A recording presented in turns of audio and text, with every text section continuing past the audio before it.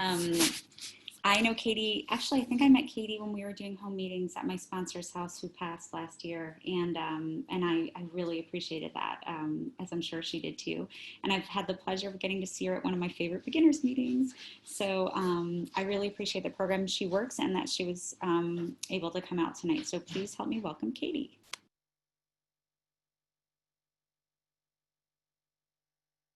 Hey guys, I'm Katie. I'm an alcoholic. Kristen, thanks so much for having me. This meeting is amazing. I haven't seen a meeting that's this like international and like multi-location. It's great. Actually, I guess I was on one women's meeting, but it was smaller than this. Um, I live in Chicago, for those who know Chicago. And I have a sobriety date. It's January 30th of 2018. I have a sponsor. Her name is Patty D. And I have a home group. And it's here in Chicago on, well, usually it meets in Chicago on Tuesday nights at 6:30. And we now have it on Zoom. And it's got like 200 people and it's great. Um, and let's see, I'm going to talk about what it was like, what happened, and what it's like now. And I want to try and focus more upon like what it's been like in sobriety, what I do to stay sober, because I think that's the most important thing. We all have stories about where we were, where we've been, what we did, and you know, when it's all boiled down, I feel like that looks somewhat similar. But it's what I do on a daily basis, I think, that matters in helping me stay sober. Um, I want to start out by saying that, you know, I got quickly into like structured AA, if that means anything to you. So that means, you know, I work the steps very actively with my sponsor. I'll continue to work the steps. I've completed, like, you don't really complete the steps, but I've gone through the 12 steps. I've gone through the first portion of the big book with my sponsor, but I am only going to talk about the way I work my program, and I'm going to talk about my higher power that I call God. But what you do is your business, and I think that's what's great about this program is that I'm not here to tell you how to work your program. I'm just here to tell you what I do. So let's see. I drank for 20 years. I was one of those alcoholics who is an example of the progression of alcoholism.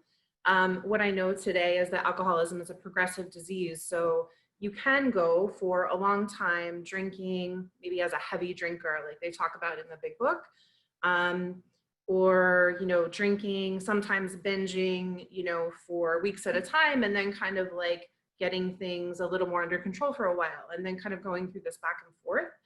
So that's what it looked like for a lot of the time that I was drinking. Let's see, it started to progress, I guess, in the final like 5 years of my drinking. And I feel like there was a little bit of a turning point when I went to a job. And it was a great move for me. It was a good move for my career financially.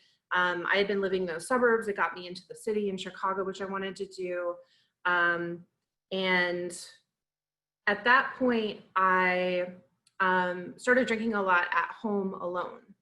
At that job, because of my alcoholism, not necessarily because of reality, I felt like a loser. I felt out of place. I felt like I couldn't do my job. I felt everybody thought I didn't belong there and that I didn't deserve that job. I felt like everyone was talking about me behind my back. They probably were because I behaved so badly. But, you know, it's the thinking. And so I started drinking really frequently, and I kind of just stayed in this pattern of getting into jobs where I show up to the job, to the interview, and I'm like bubbly and fun and like, you know, they're excited to hire me. I get into the job and then I'm a moody bitch. And like, I want to do things my way. I have a chip on my shoulder about doing the work. And so I kind of got into that sort of pattern again, where I was not necessarily asked to leave, but like put on a PIP or a probation, whatever you want to call it. And so I left that job before I could, they could fire me because their process took so long. And I want to say that during this time, you know, when I left that job, I went to another job where there were other heavy drinkers.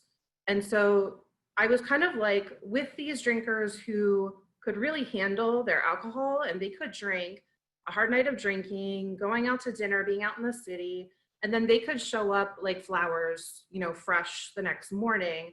And I was a disaster with a horrible hangover, like feeling mean, feeling like hating the world. And so my alcoholism was progressing, and I was hanging out with these people who weren't alcoholics, but well, maybe just not at the same point that I was. It's not my business what their situation is. But one of the characteristics of my active drinking was that I was really trying hard to live this life of Sex and the City. For those who know Sex and the City, like the series, the movies, all of that, like, you know, going out a ton, wanting to be out all the time, wanting to date a ton, wanting to buy all the things and look good and like, you know, have a great job and be on boats and travel and like do all these things, right? And those were all the things I really believed were going to make me happy, because isn't that the stuff that makes people happy? And so it progressed like that. And I really just believed for the longest time that I was a party girl and that I love to drink. I love to go out and have fun. And I love to be constantly out. And I didn't see anything wrong with that for a really long time. But then like this attempt at living Sex in the City, like turned horribly downward, and my disease got worse and I started to not be able to work. My hangovers would be so bad that I just would lie on the sofa, staring at the ceiling, staring out the window, kind of like with my laptop, you know, acting like I'm working. I'm just doing like the bare minimum. I'm pushing appointments off to future days because I really just can't deal. I can't show up at all. And at this point, I'm in, you know, tens of thousands of dollars of debt. Can't have relationships. I'm doing things like pursuing married men, like dysfunctional, toxic types of relationships are the only thing that I can be in. And the only friends I can have at this point that I have left are drinking buddies. And they're people that I actually don't like.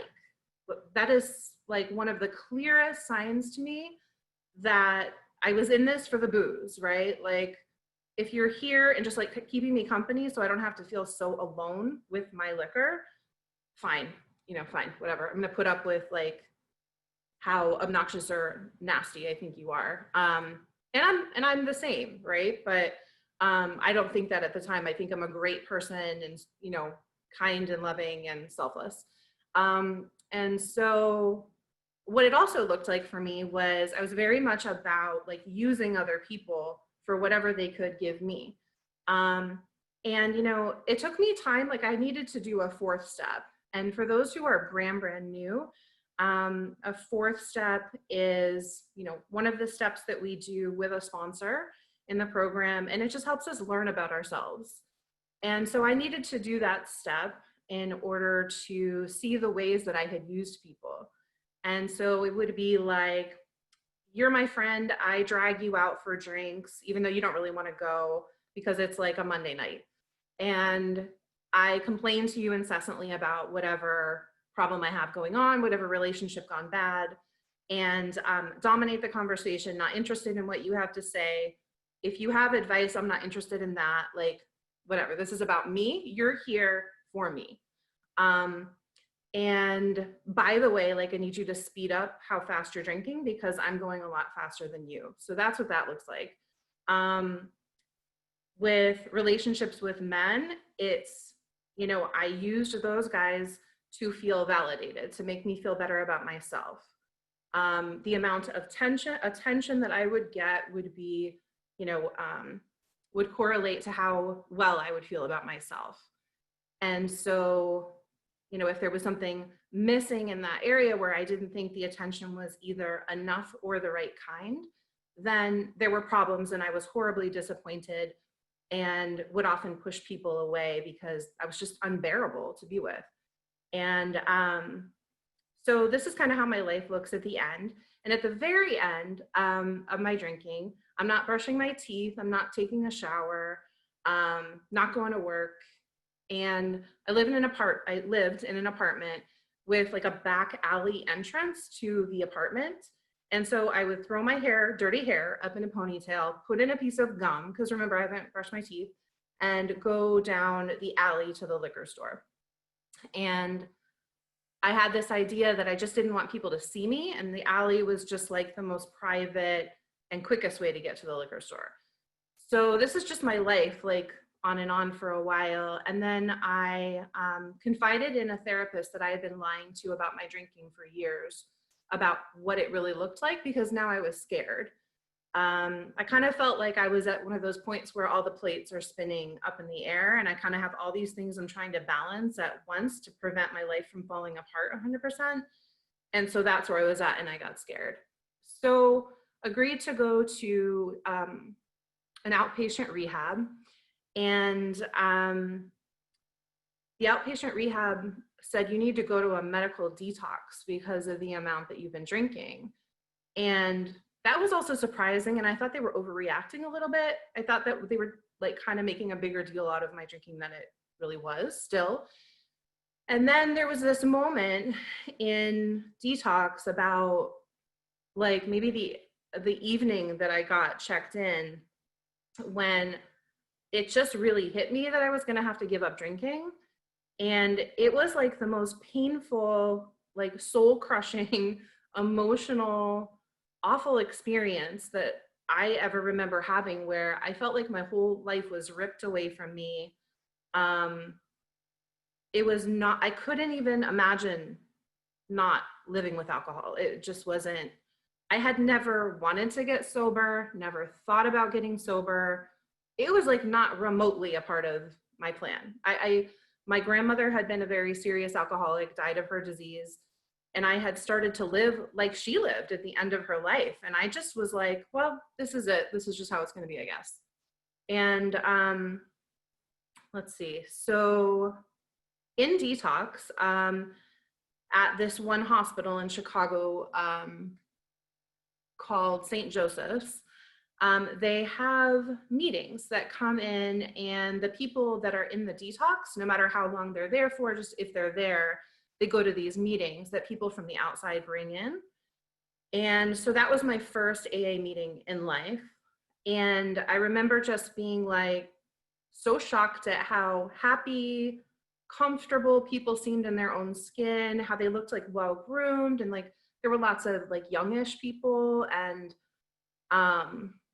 yeah, I just had like a nice impression of AA from the start, but of course felt like this is probably something I can't do, because I can't really fit into anything. Like I can't be in a group, you know, that's just not something I'm really able to do well. And so my current sponsor was sponsoring that meeting. I didn't ask her to be my sponsor then. It took me a while to get around to that, but let's see. So I did this outpatient program, and I think that definitely helped me learn about my disease. I think it's helpful to learn about alcoholism. And it was clear to me, because of the obsession of the mind that started when I was in detox, that looked like having visions of the drinks that I liked, visions of like vodka pouring, this feeling like I can't stop thinking about drinking. I can't figure out how am I going to leave this hospital and not go buy alcohol. That I couldn't compute at all. And I actually, when I was in detox, got put on naltrexone for a while, and I was on naltrexone for about 7 months of my sobriety. And I am absolutely not telling anybody like you should or shouldn't do that. That's just something that my doctor did for me, because my cravings, I was very vocal about my cravings. And, you know, the way I see that particular thing is that it helped me get my AA program going, because what I need to stay sober is a spiritual program of action, not medication. That's not going to keep me sober. And let's see, but I, you know, again, like I had no higher power at the beginning, nothing, like just keeping me sober one day at a time. And so it started to become clear that I might be an alcoholic because I couldn't like get through moment to moment when I got out of the outpatient rehab without thinking about drinking. It was so powerful, the obsession of the mind to drink, that I would have to call people while I was at work, if I had any remotely like idle time at work. And then I would have to call people on the drive home or walk home from work so that I didn't go buy alcohol, because I didn't have any trust in myself to not go take that action. And it's interesting. So I am not, like I guess I wouldn't classify myself as a drug addict. I didn't get into that whole area, but I really feel like I got to a point with alcohol where I feel like I can relate really well to people who are addicts of whatever other kinds of drugs, because the like way that I would funnel all my money toward being able to drink, the way that I would push people away if they had judgment about my drinking or got in the way of my drinking, the way that I would hide my drinking, the way that I would lie about my drinking, like all of these things, putting all the money toward it, all of those things just feel like I don't know, drug addiction. So for anybody who can relate, but I'm just going to speed up. I chose my sponsor because she seemed to be working a really good AA program. She seemed to take it very seriously. So that was just an impression I had of her. She was doing things like service positions and meetings.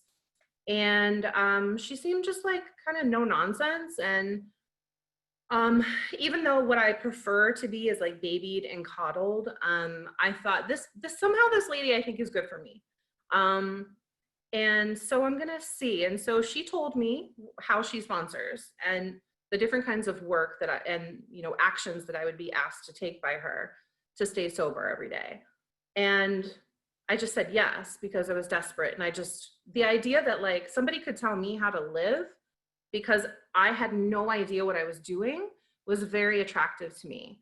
I was like, great, you're just gonna like kind of be my boss of my life now. Perfect. And I had no idea what I had in store because my sponsor is no joke. For those of you who have had kind of like a very structured, strong sponsor.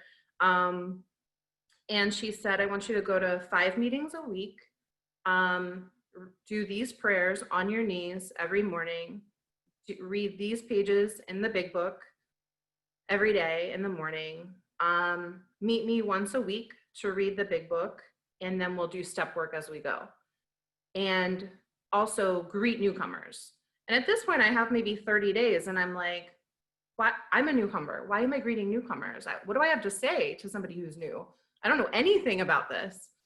And my sponsor knows that one of the most important ways that an alcoholic can stay sober is by carrying the message, which is our 12th step, to other alcoholics, and what we call working with others. And that can be as small as, giving my number out, asking somebody to go to a meeting with me, like just walking with somebody to their car and talking about their experience, welcoming them to their first meeting. These like really small things she had me doing right out of the gate. And so I was fascinated by the woman who had 5 months when I had barely 30 days.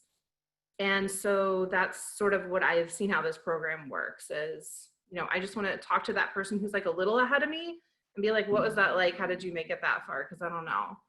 And when I first came in, I was like, I had such like low self-esteem and low expectations for myself.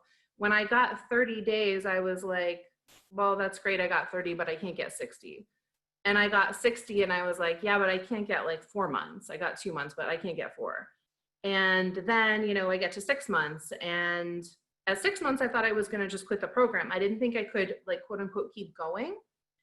And I just like, I don't know what it is in me, but I really feel like it was just my higher power. I like put one foot in front of the other when I didn't feel like doing something because I didn't really know what else to do. Like, what else am I going to do? I'm going to go back to drinking. My life is a wreck. Like, I have to build it up from where it is right now. If I go back to drinking, it's going to get even worse. And I don't know how to live on my own. I can't do this by myself. That's become clear to me. So I guess I'm just going to freaking take these actions. Like, it was so freaking hard in my first year. Like, I'm not going to, candy coat that at all. And yeah, I took a lot of contrary action. Like, my head would be telling me, don't do this step work, don't go to that meeting, don't talk to people. And I just took the opposite action. Not 100% of the time by any means. But I think one of the other things I found that was that when I was doing things like a service position for a meeting, and maybe I started sponsoring a woman, and I was doing the things, like at least some of the things my sponsor asked me to do, and I was meeting with her every week, I just felt better. Like, I felt a little bit more calm up here, because obsession of the mind is not just about drinking, right? It can look like obsession about anything.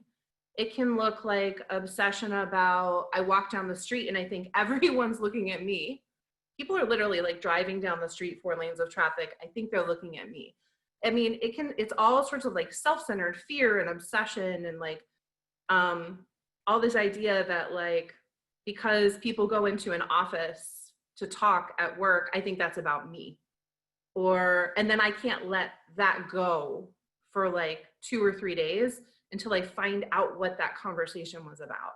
So things like this are things that I learned over time are part of alcoholism.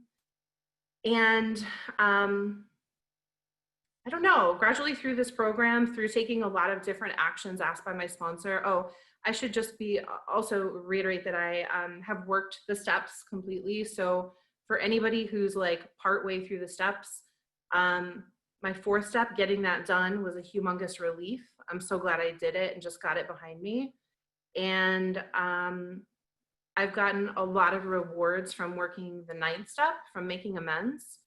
I still have a lot of amends to go, but I would say I've done 20, 25 amends at this point, and I've gotten a ton of relief from that. I get some moments of peace, some moments of serenity. Yeah, I can kind of deal with things like a pandemic and stuff like that. So I don't know. I just know that like there's stuff I have to do every single day in this program if I want to stay sober. And when I stop doing it, I start thinking about picking up a drink, and that seems like a reasonable idea. And I know I'm not willing to go backward. I'm paying down my debt. I'm doing all these things. So I've rebuilt some relationships through making amends and through showing up better. So I think that's all I got.